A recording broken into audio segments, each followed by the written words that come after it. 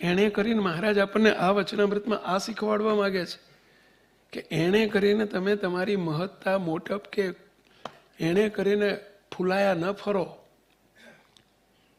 આપણે એનાથી ફૂલાયા ફરીએ છીએ, એનાથી ખુશ રહીએ છીએ. એ મોટપ સાચી નથી.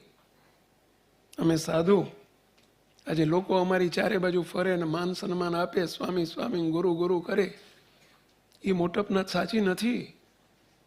મોટા મોટા મંદિરો હોય, અમારી વિદ્વતા હોય, કંઈક બોલતા આવડી ગયું હોય અને તમે અમારી પાછળ પાછળ ફરો અને અમે એનાથી ફૂલાયા ફરીએ તો એ અમારી સાચી મોટપ નથી. એ તો બધી ભૌતિક મોટપ છે. તો વાસ્તવિક મોટપ કઈ છે એ અહીં બતાવે છે. કઈ મોટપથી આપણે મોટપ રાખવાની છે અને આપણે આનંદમાં રહેવાનું છે એ અહીં બતાવે છે. આ પ્રથમના 8માની મોટપ